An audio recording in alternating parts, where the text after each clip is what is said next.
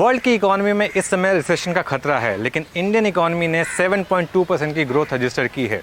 India की stock market world की best performing markets में से एक है और कंजम्पशन बास्केट ने इसको लीड किया है। एक एग्जांपल है इंडियन होटल्स। तो हमने सोचा क्यों ना आज इंडियन होटल्स की एक बहुत ही आइकॉनिक प्रॉपर्टी ताज लैंडसैंड में चला जाए और बात की जाए एक मार्केट की बहुत ही आइकॉनिक पर्सनैलिटी से, जो इंडिया पर बुलिश ही नहीं है, सुपर बुलिश हैं।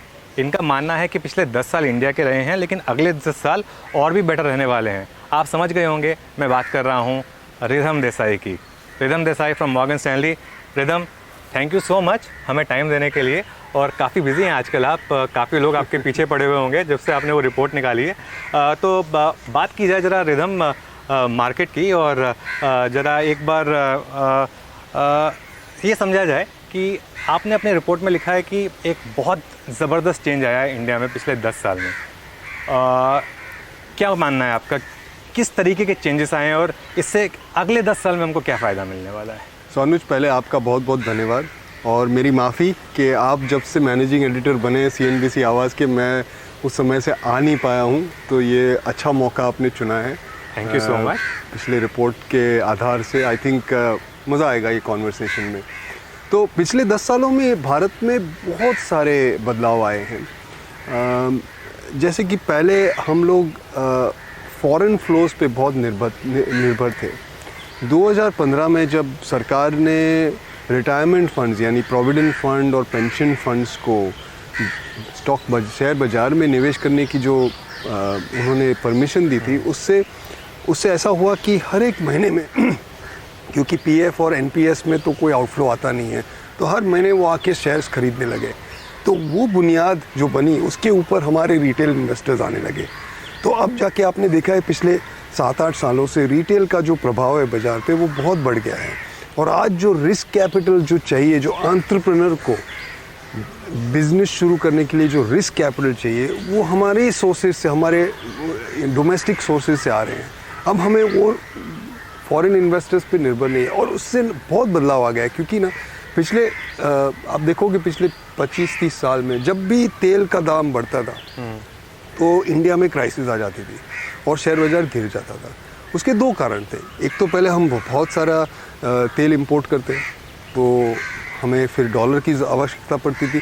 दूसरा ये कारण था कि जो तेल के डॉलर है वो ये जो शेयर बाज़ार में निवेशक है उनसे आता था, और जब तेल का दाम बढ़ता था तब उसी समय वो बेचना शुरू करते थे। क्योंकि हमारे मैक्रो पे असर ख़राब होता था। तो जब हमें सबसे ज़्यादा उनकी धन की आवश्यकता थी तब वो चला जाता था। और अब क्या हो रहा है कि 2014-15 से सरकार ने FDI पे फोकस बढ़ा दिया है। अब FDI जो है वो तेल के दाम से ऊपर नीचे नहीं होता है, तो अब हमें वो FPI की जो फ्लो की है उसकी आवश्यकता कम हो गई है। तो पिछले साल जब रशिया और यूक्रेन का वॉर निकला तब बहुत सारे लोगों का मानना था कि अब हम फिसल जाएंगे, लेकिन नहीं फिसले, और बहुत सारा सेलिंग भी हुआ बाजार में, बिल्कुल फॉरेन पोर्टफोलियो इन्वेस्टर्स का, लेकिन उसका कोई असर मैक्रो पे नहीं पड़ा और मार्केट पे भी नहीं पड़ा। इनफैक्ट मैं ये ग्राफिक देख रहा था और हम इसको स्क्रीन पर भी दिखाएंगे, ये FDI वर्सेस FPI का इतना फर्क कैसे आ रहा है रिधम? आप देखो 2014 मैं जब आपसे मिला था आपने कहा था कि आप हैरान हो जाओगे, एप्पल आया इंडिया में। और क्योंकि हम तो FPI ज़्यादा ट्रैक करते हैं, लेकिन आपने FDI ट्रैक किया, ये इतना मैसिव जंप किस कारण से आया? उसके मेरे हिसाब से 3 कारण हैं। ओके, तो पहला तो कारण है कि सरकार की पॉलिसी बनी हुई है, तो FDI को वो लोग चुंबक की तरफ आ रहे हैं। और आप देखो प्रोडक्शन लिंक्ड इंसेंटिव्स 2019 में हमने बड़ी मात्रा में कॉर्पोरेट टैक्स रेट काट दिया, तो हम हमारे जो टैक्स रेट है वो बिल्कुल एशिया के बराबर है। इनफैक्ट हम उनसे भी कम हो गई है। तो अब सबसे अगर आप देखोगे, हमने एक शीट बनाई थी, उसमें हमने भारत में और बाकी देशों में बिज़नेस करने का जो कॉस्ट है उसका अनुमान लगाया था। तो 2019 के पहले सबसे बड़ा कॉस्ट टैक्स होता था, अब वो टैक्स काट दिया। ओके, और प्रोडक्शन लिंक्ड इंसेंटिव्स में तो ऐसा है कि आप यहाँ पे निवेश करो तो सरकार आपको सामने से पैसा दे रही है। देखो ये बड़ा एक बहुत ही इट्स, मैं जो कहता हूँ कि it's a massive 180 degrees change है। क्योंकि इंडिया में जो टैक्स आता था वो हमेशा हम गरीबों की कल्याण के लिए इस्तेमाल करते थे। पहली बार इस देश के इतिहास में हम वो कॉर्पोरेट सेक्टर को दे रहे हैं कि आप निवेश करो।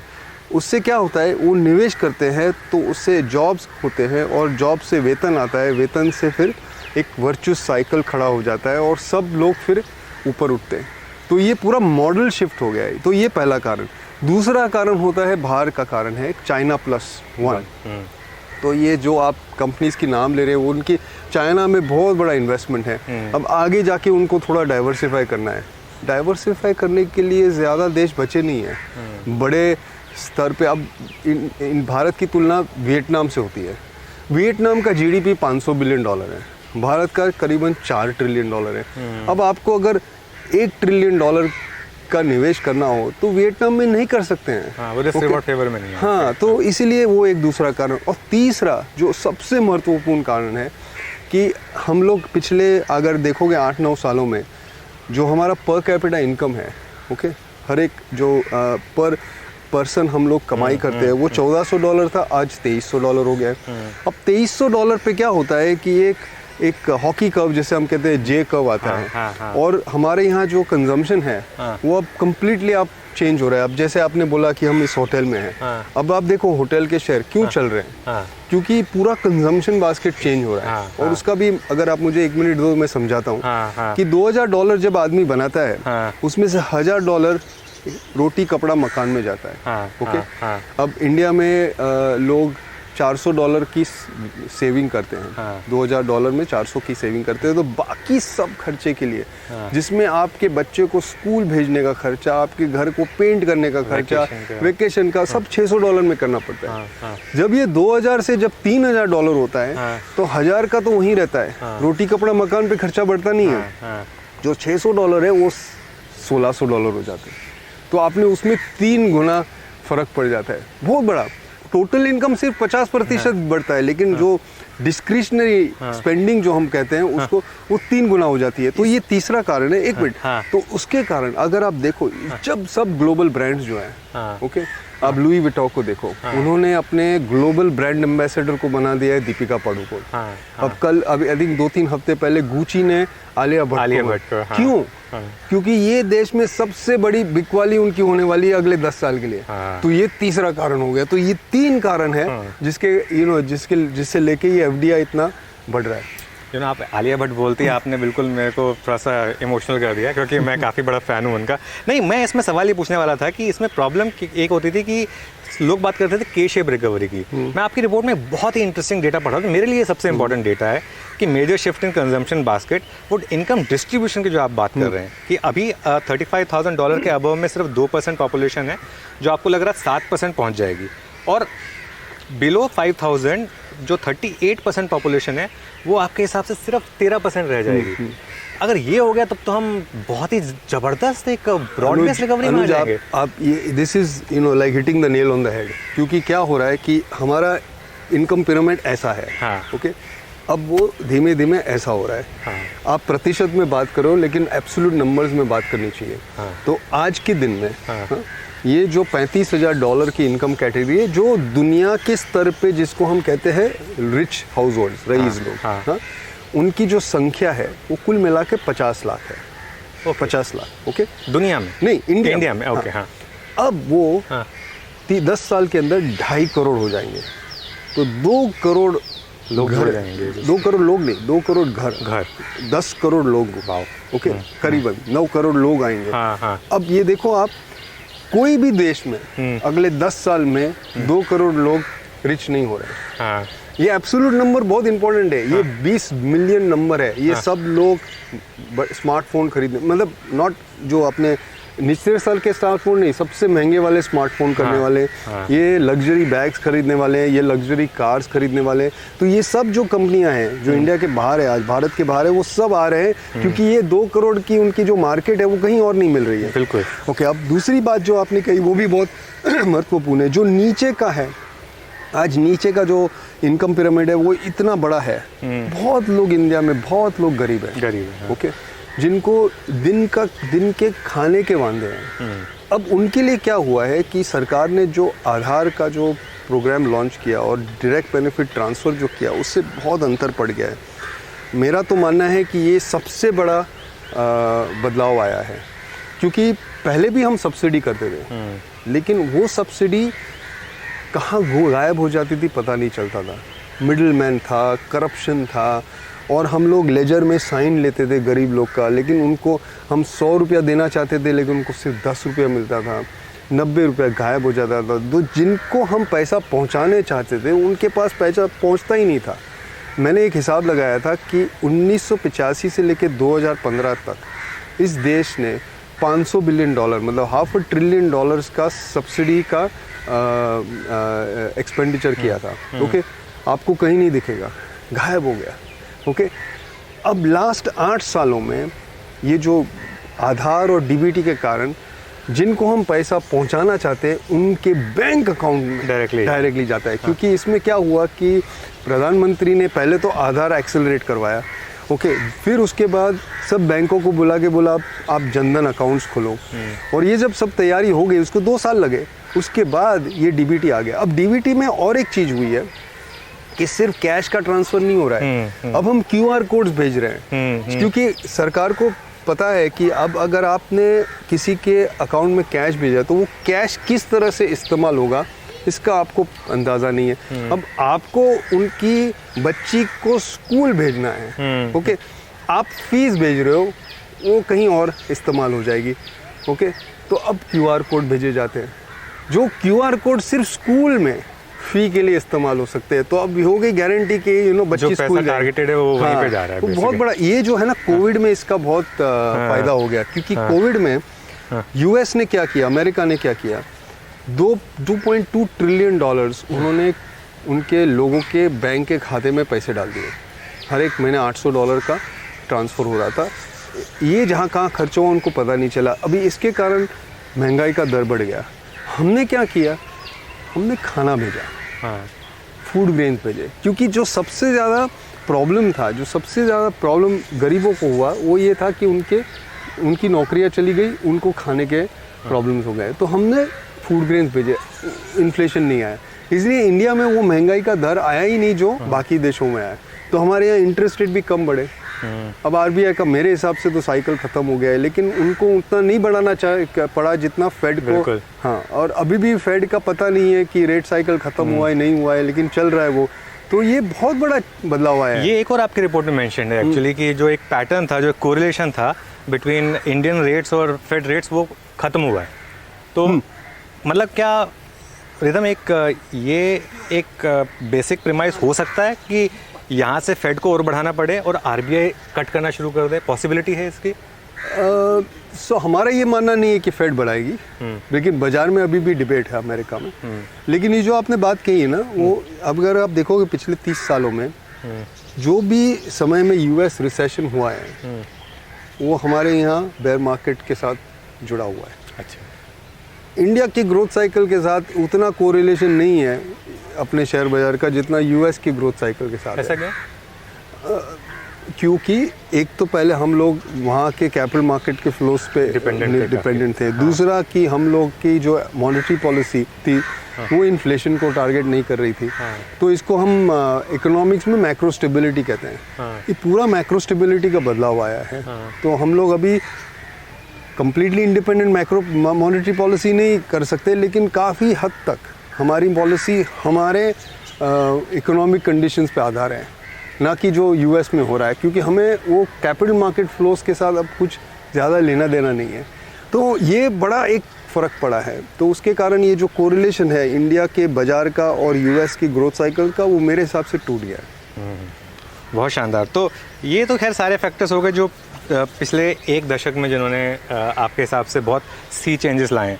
तो आपका मानना ये है रिदम कि अभी मार्केट को लेकर डरना नहीं है बिल्कुल भी? यहाँ से तो बहुत तेज़ी बाकी, आपने कहा था अभी तो कुछ भी तेज़ी नहीं हुई है। मैं रोज़ सवेरे उठ के मेरे हाथ पे चिमटी देता हूँ, क्योंकि मैं बहुत ज़्यादा ही तेज़ी में हूँ। लेकिन बाज़ार का उतार चढ़ाव तो होते रहेगा।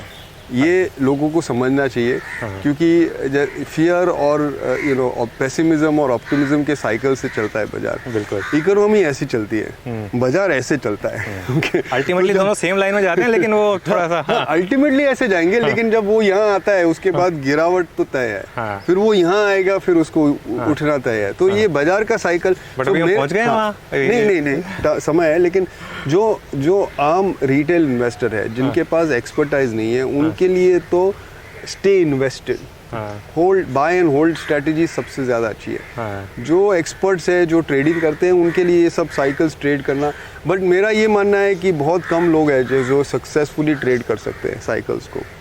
बहुत मुश्किल है। आई थिंक मार्क हावर्ड्स ने एक बुक लिखी थी चंद साल पहले कि उनके पूरे 35 साल की हिस्ट्री में उन्होंने सिर्फ 7 बार कॉल लिए है मार्केट पे। ओके, तो वो भी 5 साल में एक बार कॉल लेते हैं। सिर्फ 7 कॉल किए उन्होंने। ओके, तो ये ऐसा नहीं है कि रोज आके आप तय करो कि मार्केट अभी बहुत महंगा हो गया, मैं बेच के निकल जाऊँ, अब सस्ता हो गया। ये रोज का खेल है ही नहीं, उसमें आप सिर्फ थप्पड़ खाओगे। तो हाँ, जैसे आपने पूछा, नहीं मुझे नहीं लगता है आप वहाँ पे पहुँचे हैं, लेकिन पहुँचेंगे कभी ना कभी। इकोनॉमी तो ठीक ठाक रहेगी, लेकिन मार्केट की गिरावट आ सकती है।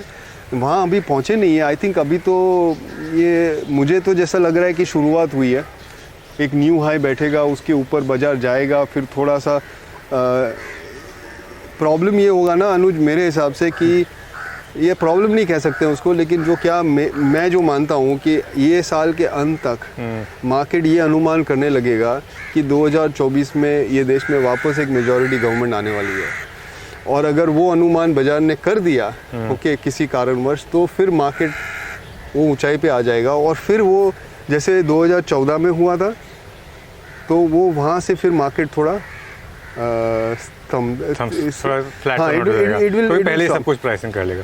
अब आप समझ सकते हैं मेरा जॉब कितना टफ है। मेरे को तो रोज प्रेडिक्शन बिजनेस बनाना पड़ता है। तो खैर कोई नहीं हो, तो आपने जैसे कहा कि बहुत 7 साल में सिर्फ एक बार लोग मार्केट कॉल लेते हैं। का सीक्रेट ये है ना कि आप सवेरे ना सिक्के को टॉस करो। अगर हेड्स आया तो तेजी करो, टेल्स आया तो मंदी करो। नहीं, खैर थोड़ी सी ज़्यादा मेहनत करते हैं हम हेड्स और टेल्स की बजाय। लेकिन वैसे खैर मेरी बात को समझे नहीं, ये जो है ना डेली कॉल, आई नो, वो सिक्के के टॉस के बराबर ही है। हाँ, नहीं, वो तो खैर मैं आपकी बात मान गया हूँ एकदम। तो फिर कहाँ बुलिश रहा जाए इस समय? बैंकिंग ने लीड किया है इस मार्केट को। पहले आईटी में बड़ी रैली आई, फिर आईटी में बेयर मार्केट, और जो भी कह लें आप इसको, लेकिन बैंकों में इतनी बड़ी तेजी आई है और एनबीएफसीज में, और खासतौर से जब से वो आरबीआई ने पॉज लिया है उसके बाद से तो बैंक्स और एनबीएफसीज के शेयर्स में हमने एक सेकुलर मूव देखा। जो स्टॉक्स नहीं चले थे वो भी चल दिए।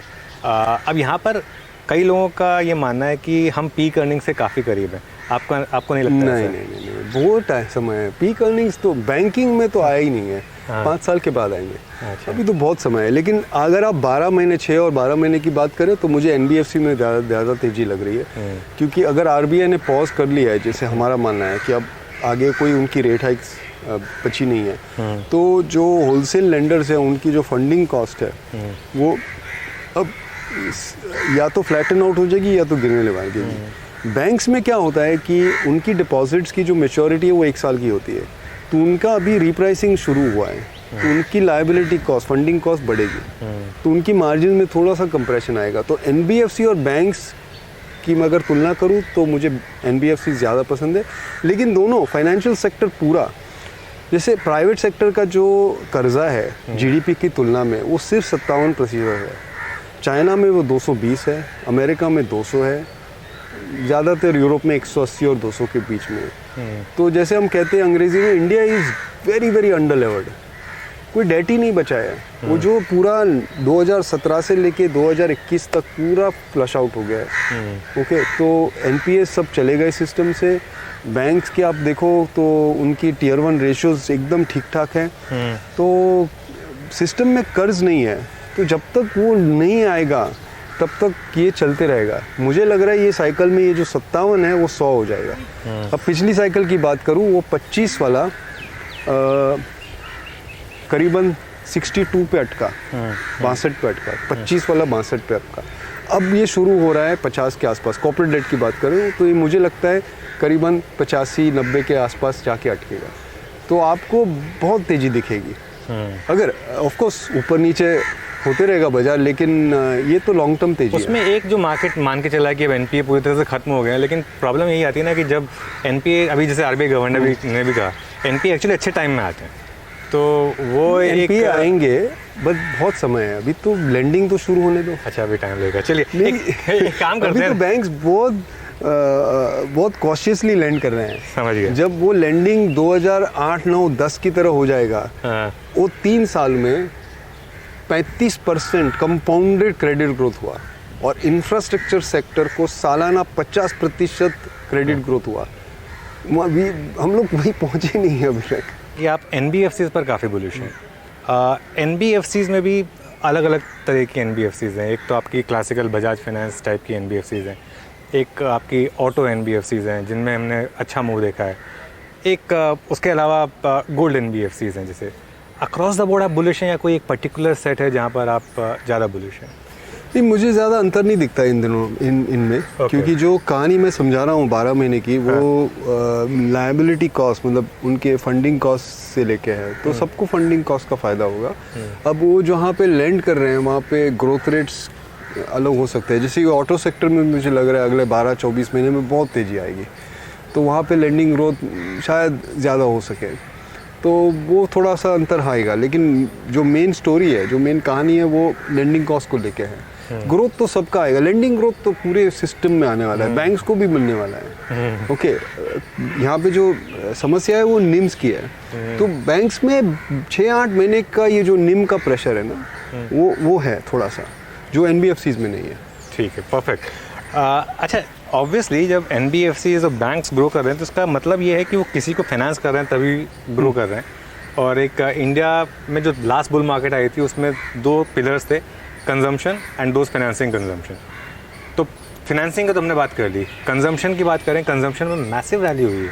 ऑटोज़ और स्टैंडर्ड आपका जो स्टेपल्स हैं, दोनों में ज़बरदस्त बाइंग रही है। ये सेक्टर्स अभी भी आपको लग रहा है कि यहाँ से आगे रैली दिखाएंगे? सो स्ट्रक्चरल बेसिस पे अगर आप देखो 5 साल या 10 साल का व्यू है, तो कंजम्पशन में तो बड़ी मात्रा में ग्रोथ है। जैसे मैंने पहले समझाया था कि जो पर कैपिटा इनकम है आज $2,300 के आसपास है, वो 10 साल में 5,000 के ऊपर चली जाएगी। जो बेसिक नेसेसिटीज़ है, रोटी कपड़ा मकान, उसका जो खर्चा है वो डॉलर में तो $1,000 ही रहेगा।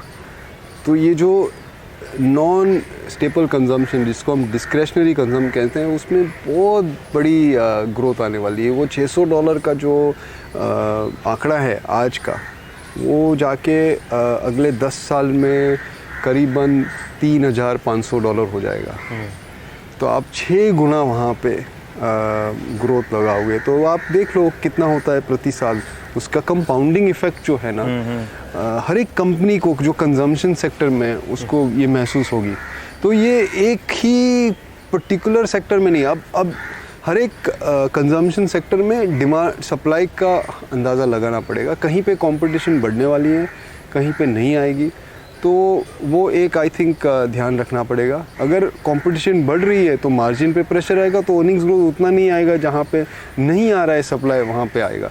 दूसरी, मुझे लग रहा है कि लग्जरी कंजम्पशन में सबसे ज़्यादा बढ़ोतरी होने वाली है, क्योंकि जैसे मैंने पहले समझाया, ये जो हमारे यहाँ जो रिच हाउस होल्ड्स इमर्ज हो रहे हैं, वहाँ पे जो ग्रोथ हो रहा है 50 लाख से 2.5 करोड़, 5 गुना जो ग्रोथ हो रहा है, वहाँ पे उनको जो इनकम ग्रोथ आएगा, उससे लेके लग्जरी कंजम्पशन में, जैसे travel, leisure, luxury goods, I think सबसे ज़्यादा तेज़ी वहाँ पे आएगी।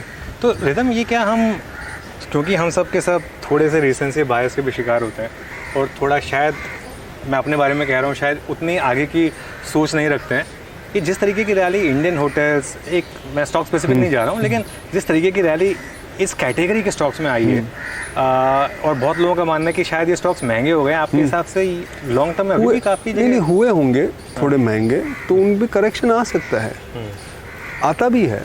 और कभी कभी 20-30% से स्टॉक्स गिर भी जाते हैं, तो वो आपको ध्यान तो रखना ही पड़ेगा।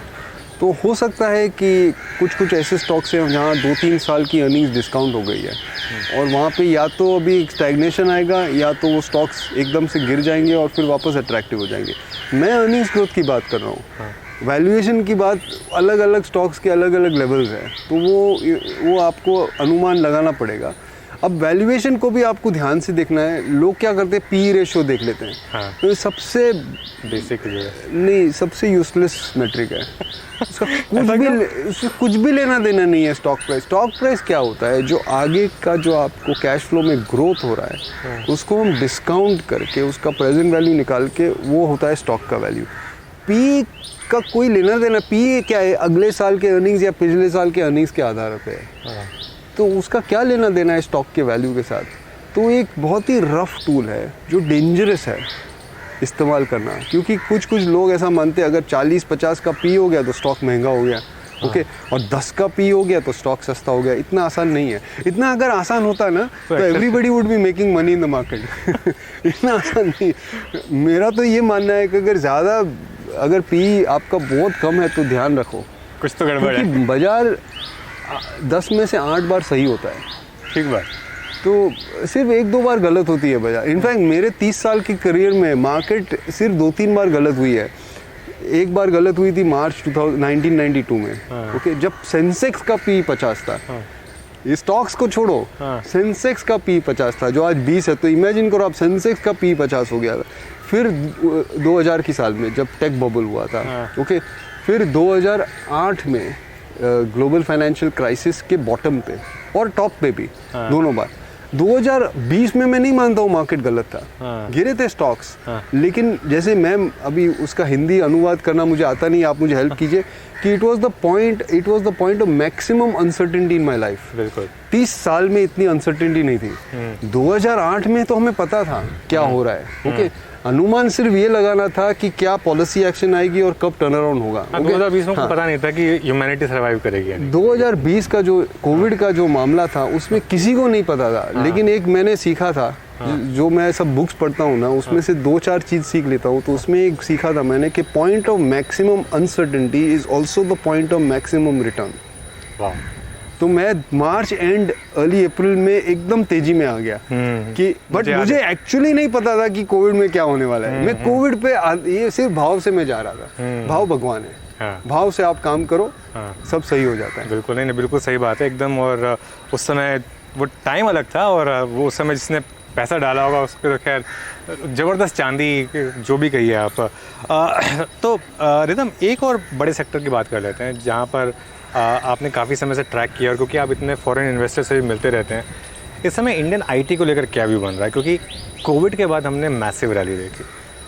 आप पी को भले ही वो कुछ भी कहें, लेकिन एक बात बनने लगी थी कि 30 times is the new normal. Large cap IT में तो पूरी की पूरी वापस ज़मीन पर आ गई कंपनियाँ, लेकिन अब यहाँ से क्या?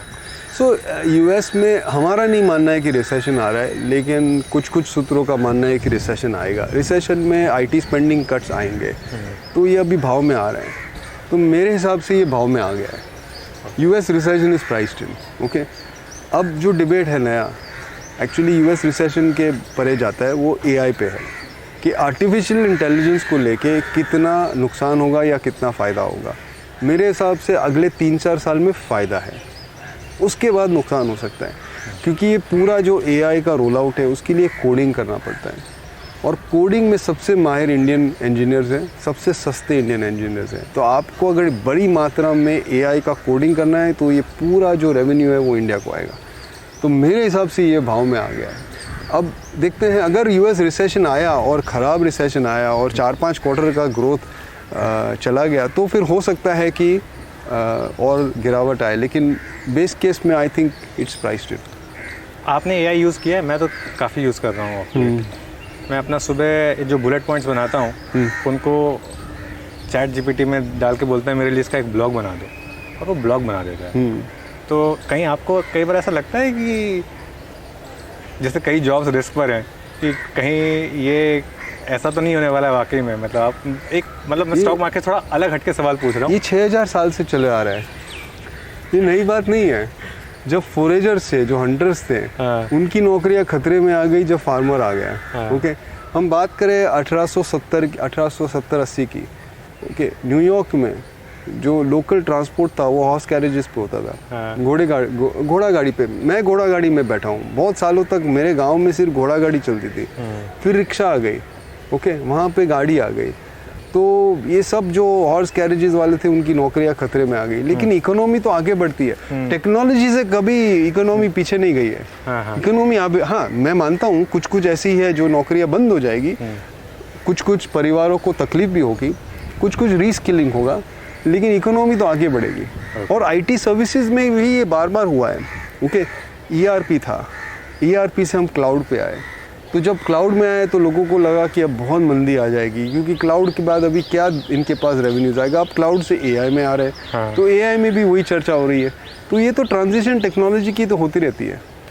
तो रिदम, चलिए हमने सब बड़े सेक्टर्स की तो बात कर ली, आप इसके अलावा और कौन कौन सी थीम्स, क्योंकि आपका एक लॉन्ग टर्म व्यू है और एफडीआई को लेकर और जो एक कंजम्पशन को लेकर और जो जीडीपी ग्रोथ को लेकर जो आपका एक व्यू है, उसको लेकर आप किन सेक्टर्स पर, इन जो हमने बात की सेक्टर्स उनके अलावा कहाँ पर बुलिश हैं? और एक सेक्टर रह गया, वो इंडस्ट्रियल्स है। हाँ, वो रह गया मेरे हाँ, क्योंकि प्राइवेट कॉर्पोरेट कैपेक्स 2003 में 4% था जीडीपी की तुलना में, 2010 में 17 हो गया, 2019-20 में वापस 4 हो गया, 4 साढ़े 4, अब थोड़ा उठ के 5 हुआ है। ये 5 वाला 10 हो जाएगा अगले 5 साल में। तो बड़ी मात्रा में इन्वेस्टमेंट होने वाली है, तो इंडस्ट्रियल्स को काफ़ी बेनिफिट होगा। वहाँ पे भी अगर आप देखो तो पी रेशियोज़ अब खतरे के जोन में आ गए ऐसा लग रहा है, लेकिन आई थिंक उनके धंधे पे कोई असर उससे नहीं तो आपने बोला कि देखना हाँ, नहीं चाहिए। नहीं मैंने ऐसे नहीं बोला देखना नहीं चाहिए, बहुत केयरफुली इस्तेमाल करना चाहिए। हाँ। ओके, क्योंकि 10 सस्ता है और 50 महंगा है, ये इतना ब्लैंकेट नहीं होना चाहिए। ये ऐसा नहीं है 10 सस्ता है, मैं ऐसा नहीं बोला यूज़ नहीं करना, लेकिन जो इस्तेमाल कर रहे हो तो उसको समझ के करो कि क्या है वो। Okay, it's a short hand, जैसे बोलते हैं शॉर्ट हैंड का इस्तेमाल करना चाहिए। लेकिन शॉर्ट हैंड में अगर किसी ने बुक लिख डाली तो कैसे पढ़ोगे आप? वैसी वाली बात है। ओके, और कोई सेक्टर्स जहाँ पर आपको लग रहा है कि अब थोड़े हेडविंड्स हैं, यहाँ पर थोड़ा सा अवॉइड करना चाहिए इस समय? थोड़ा मुझे मतलब ग्लोबल फेसिंग जो सेक्टर्स हैं ना, जैसे ग्लोबल मटेरियल स्टॉक्स हैं, वहाँ पे मुझे नहीं लग रहा है, बिकॉज ग्रोथ जो है वर्ल्ड ओवर, चाइना को भी ग्रोथ का थोड़ा प्रॉब्लम है। तो ग्लोबल कमोडिटीज़ में आई थिंक और थोड़ी मंदी हो सकती है और डिमांड की प्रॉब्लम हो सकती है, तो वो मुझे लगता है ग्लोबल सेक्टर्स में ध्यान रखना चाहिए, आईटी को छोड़ के, बिकॉज वहाँ पे मुझे लग रहा है कि काफ़ी कुछ भाव में आ गया है। और जो डिफेंसिव सेक्टर्स है जैसे टेलीकॉम्स है, यूटिलिटीज़ है, ग्रोथ साइकिल में उनका अंडर परफॉर्मेंस तय है। तो अगर ये ग्रोथ चलता रहा तो आई थिंक ये सब डिफेंसिव सेक्टर्स परफॉर्म नहीं करेंगे मार्केट की तुलना में। अच्छा, एक चीज़ आपने कही थी जो मैं आपसे एक्चुअली पूछना चाह रहा था, क्योंकि ये एक आपके लिए काफ़ी बड़ा एक फैक्टर रहा है 2024 में। क्या मार्केट ये मान के चलेगा कि prime minister Modi will come back? क्या ये एक फैक्टर रहेगा इन्वेस्टमेंट के लिए? और क्या ये रिस्क फैक्टर बनेगा, क्योंकि इस साल बड़े स्टेट इलेक्शन से हमने ऑलरेडी कर्नाटका के नंबर्स देखे, वहाँ पर एक झटका लगा है ऑलरेडी। तो क्या ये एक रिस्क फैक्टर हो सकता है मार्केट के लिए? पिछले 30 साल का अगर आप हिस्ट्री देख लो, हाँ, या 35 साल का, स्टेट इलेक्शन और जनरल इलेक्शन के आउटकम का ज़्यादा लेना देना नहीं है कुछ। ओके, तो जैसे 2003 में अगर आप देखो तीनों स्टेट में जो दिसंबर में होते हैं इलेक्शन, बीजेपी जीती थी इसमें। तो 2004 में जनरल इलेक्शन का रिजल्ट कुछ अलग था। हाँ। ओके, 2019 में हाँ। वही हुआ। हाँ। उल्टा हुआ, स्टेट में जो इलेक्शन रिजल्ट आया उसके विपरीत जनरल इलेक्शन का। तो आप पिछला हिस्ट्री देख लो, स्टेट का और जनरल इलेक्शन का कुछ लेना देना नहीं है। तो ये स्टेट इलेक्शंस तो होते रहेंगे, उनके बारे में अलग एक मेरा प्रॉब्लम है, एक समस्या है। वो ये है कि अब एक पिछले 3-4 स्टेट इलेक्शन से मैं देख रहा हूँ कि अब वो पॉपुलिस्ट मेजर्स जिसे हम कहते हैं ना, कि लोगों को पैसा बांटने का जो एक कार्यक्रम होता है जिसके आधार पे आप वोट जीते हो, वो बढ़ रहा है और इलेक्शन रिजल्ट्स भी उस दिशा में जा रहे हैं। अब ये थोड़ा डेंजरस है, क्योंकि इंडिया के पास उतना फिस्कल रूम नहीं है कि वो ऐसे ही पैसे बांटते रहें। हमें करना है इंफ्रास्ट्रक्चर में इन्वेस्ट, ना कि किसी के मेट्रो की टिकट या इलेक्ट्रिसिटी का बिल भरना है। ओके, ये गलत इस्तेमाल होगा टैक्स रेवेन्यूज़ का। तो ये मुझे एक चिंता है कि अगर ये ट्रेंड पकड़ ली तो फिर नुकसान हो सकता है। ये बड़ा एक रिस्क फैक्टर है। एक्चुअली मुझे नहीं पता है 2024 में क्या होगा, लेकिन मार्केट का तो जो रुख है 4th क्वार्टर से लेके सितंबर अक्टूबर से, आई थिंक मार्केट का जो एम्फोसिस है, जो जिस तरह से ट्रेड होगा वो इलेक्शन के रिजल्ट के स्पेकुलेशन पे ही होगा, आई थिंक मार्च अप्रैल तक अगले साल। ओके अच्छा रिदम, मार्केट की तो इतनी बात कर ली हमने, एक थोड़ी सी बात करते हैं अब आपकी फिटनेस की, क्योंकि और भी ज़्यादा फिट नज़र आ रहे हैं आप पहले से। आपको कैसे पता है मैं फिट हूँ? तो मैं आपको कब से फॉलो कर रहा हूँ, क्योंकि आप जब आप 5-10 साल से, मेरे ख्याल से ज़्यादा से काफ़ी आपने अपने ऊपर वर्क किया है और लगातार फिट रहे हैं। आपने भी तो किया। मैं थोड़ा आप अपनी सीक्रेट बता दो।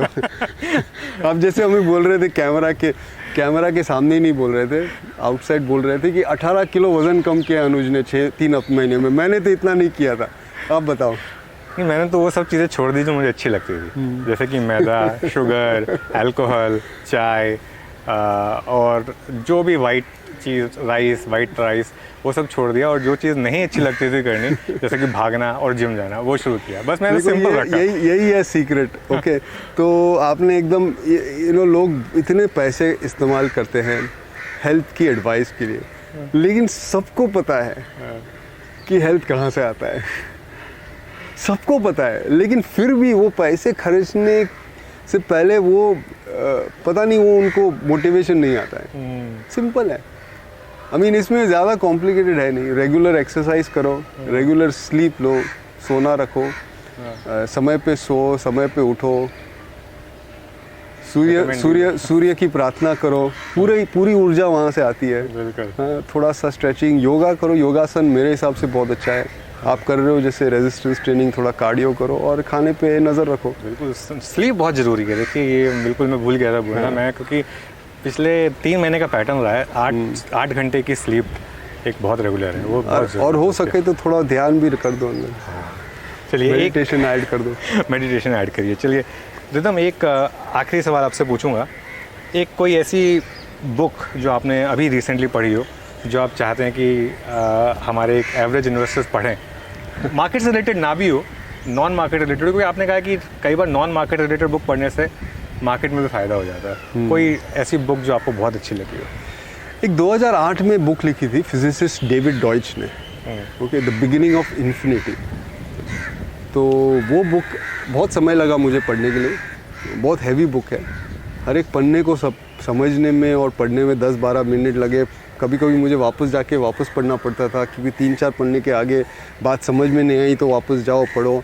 तो 6 महीने लगे मुझे बुक पढ़ने को। थोड़ा हैवी है लेकिन बड़ा इंसाइटफुल है। तो उसका जो सार है ये है कि हम अब तो शुरुआत हुई है। अब तो शुरुआत हुई है।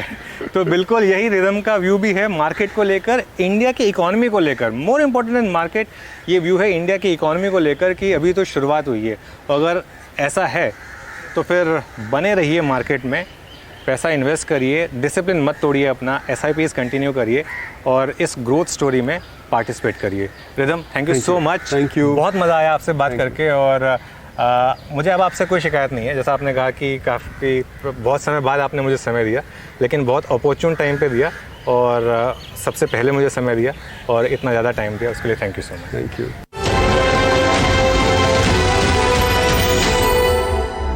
लेकर डरना नहीं है बिल्कुल भी, यहाँ से तो बहुत तेज़ी बाकी। आपने कहा था अभी तो कुछ भी तेज़ी नहीं हुई है। मैं रोज़ सवेरे उठ के मेरे हाथ पे चिमटी देता हूँ, क्योंकि मैं बहुत ज़्यादा ही तेज़ी में हूँ।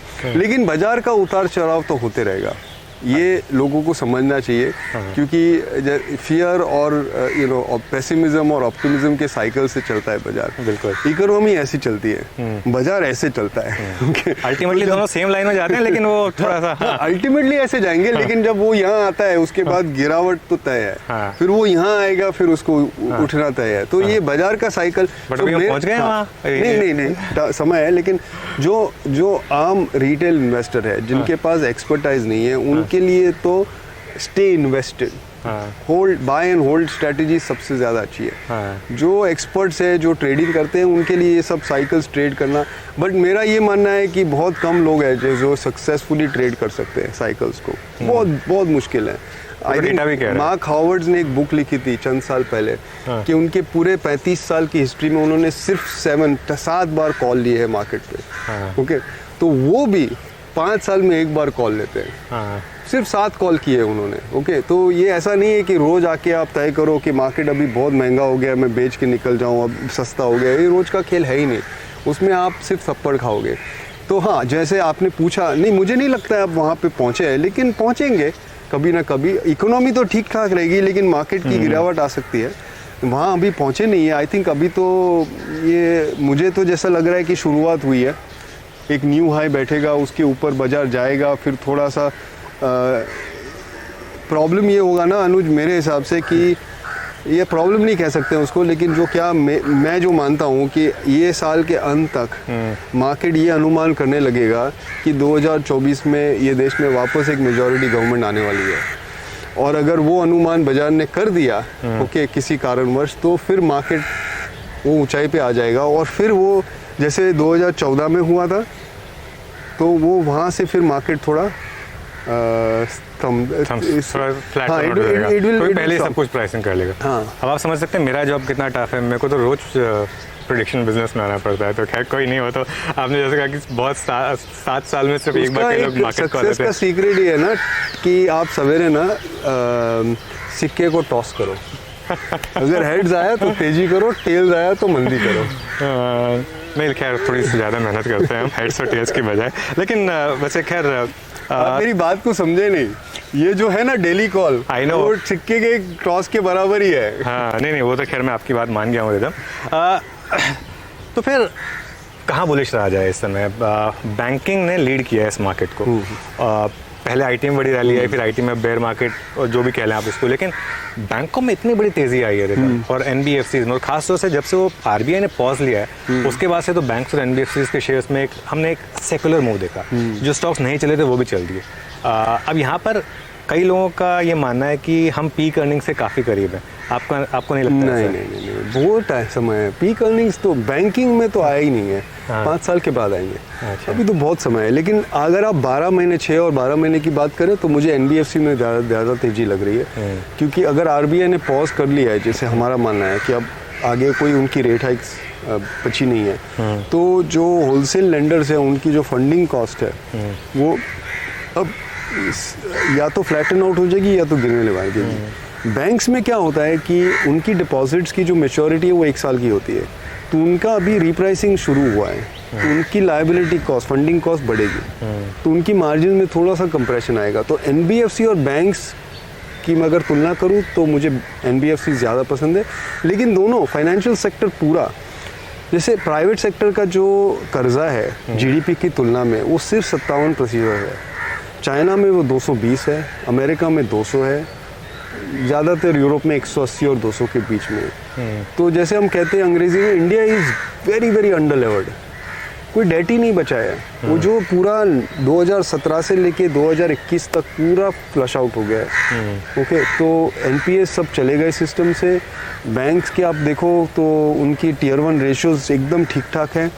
तो सिस्टम में कर्ज नहीं है, तो जब तक वो नहीं आएगा तब तक ये चलते रहेगा। मुझे लग रहा है ये साइकिल में ये जो 57 है वो 100 हो जाएगा।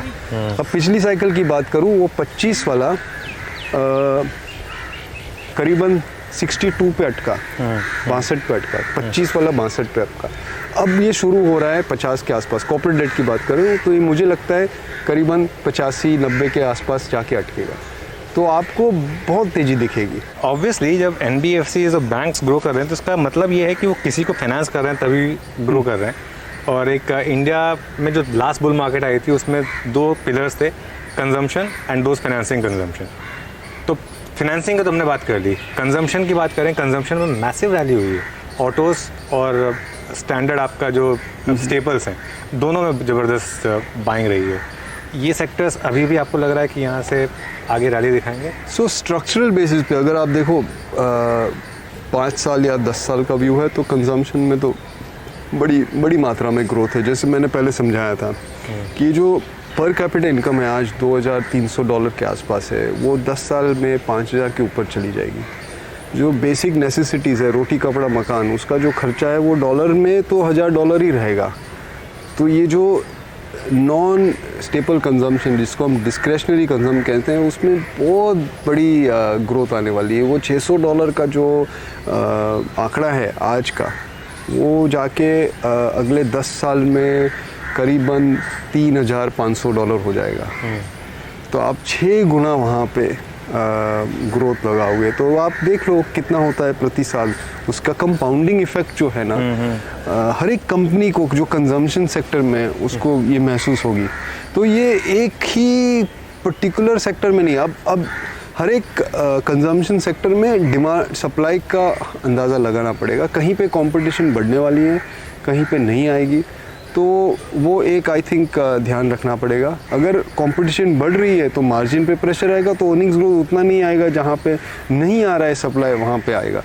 दूसरी, मुझे लग रहा है कि लग्जरी कंजम्पशन में सबसे ज़्यादा बढ़ोतरी होने वाली है, क्योंकि जैसे मैंने पहले समझाया, ये जो हमारे यहाँ जो रिच हाउस होल्ड्स इमर्ज हो रहे हैं, वहाँ पे जो ग्रोथ हो रहा है 50 लाख से 2.5 करोड़, 5 गुना जो ग्रोथ हो रहा है, वहाँ पे उनको जो इनकम ग्रोथ आएगा, उससे लेके लग्जरी कंजम्पशन में, जैसे travel, leisure, luxury goods, I think सबसे ज़्यादा तेज़ी वहाँ पे आएगी। रिदम, एक और बड़े सेक्टर की बात कर लेते हैं, जहाँ पर आपने काफ़ी समय से ट्रैक किया, और क्योंकि आप इतने फॉरेन इन्वेस्टर से भी मिलते रहते हैं, इस समय इंडियन आईटी को लेकर क्या व्यू बन रहा है? क्योंकि कोविड के बाद हमने मैसिव रैली देखी। आप पी को भले ही वो कुछ भी कहें, लेकिन एक बात बनने लगी थी कि 30 times is the new normal. Large cap IT में तो पूरी की पूरी वापस ज़मीन पर आ गई कंपनियाँ, लेकिन अब यहाँ से क्या?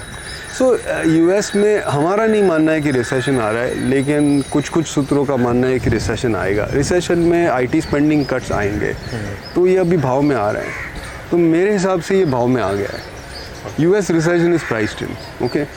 अब जो डिबेट है नया, एक्चुअली यूएस रिसेशन के परे जाता है, वो एआई पे है कि आर्टिफिशियल इंटेलिजेंस को लेके कितना नुकसान होगा या कितना फ़ायदा होगा। मेरे हिसाब से अगले 3-4 साल में फ़ायदा है, उसके बाद नुकसान हो सकता है, क्योंकि ये पूरा जो एआई का रोल आउट है, उसके लिए कोडिंग करना पड़ता है, और कोडिंग में सबसे माहिर इंडियन इंजीनियर्स हैं, सबसे सस्ते इंडियन इंजीनियर्स हैं। तो आपको अगर बड़ी मात्रा में एआई का कोडिंग करना है, तो ये पूरा जो रेवेन्यू है वो इंडिया को आएगा। तो मेरे हिसाब से ये भाव में आ गया है। अब देखते हैं, अगर यूएस रिसेशन आया और ख़राब रिसेशन आया और 4-5 क्वार्टर का ग्रोथ चला गया, तो फिर हो सकता है कि और गिरावट आए, लेकिन बेस केस में आई थिंक इट्स प्राइस्ड इन। आपने एआई यूज़ किया है? मैं तो काफ़ी यूज़ कर रहा हूँ। मैं अपना सुबह जो बुलेट पॉइंट्स बनाता हूँ, उनको चैट जीपीटी में डाल के बोलता है मेरे लिए इसका एक ब्लॉग बना दो, और वो ब्लॉग बना देता है। तो कहीं आपको कई बार ऐसा लगता है कि जैसे कई जॉब्स रिस्क पर हैं, कि कहीं ये ऐसा तो नहीं होने वाला है वाकई में? मतलब आप मैं स्टॉक मार्केट थोड़ा अलग हटके सवाल पूछ रहा हूँ। ये 6000 साल से चले आ रहा है, ये नई बात नहीं है। जब फोरेजर्स थे, जो हंटर्स थे, उनकी नौकरियां खतरे में आ गई जब फार्मर आ गया। ओके, हम बात करें 1870-80 की। ओके, न्यूयॉर्क में जो लोकल ट्रांसपोर्ट था वो हॉर्स कैरेजेस पे होता था, घोड़ा गाड़ी पे। मैं घोड़ा गाड़ी में बैठा हूँ, बहुत सालों तक मेरे गांव में सिर्फ घोड़ा गाड़ी चलती थी। फिर रिक्शा आ गई, ओके, वहाँ पे गाड़ी आ गई। तो ये सब जो हॉर्स कैरेजेस वाले थे, उनकी नौकरियां खतरे में आ गई। लेकिन इकोनॉमी तो आगे बढ़ती है, टेक्नोलॉजी से कभी इकोनॉमी पीछे नहीं गई है। इकोनॉमी हाँ, मैं मानता हूँ कुछ ऐसी है जो नौकरियां बंद हो जाएगी, कुछ परिवारों को तकलीफ भी होगी, कुछ रीस्किलिंग होगा, लेकिन इकोनॉमी तो आगे बढ़ेगी। और आईटी सर्विसेज में भी ये बार बार हुआ है। ओके, ईआरपी था, ईआरपी से हम क्लाउड पे आए। तो जब क्लाउड में आए तो लोगों को लगा कि अब बहुत मंदी आ जाएगी, क्योंकि क्लाउड के बाद अभी क्या इनके पास रेवेन्यूज आएगा। अब क्लाउड से एआई में आ रहे हैं, तो एआई में भी वही चर्चा हो रही है। तो ये तो ट्रांजिशन टेक्नोलॉजी की तो होती रहती है।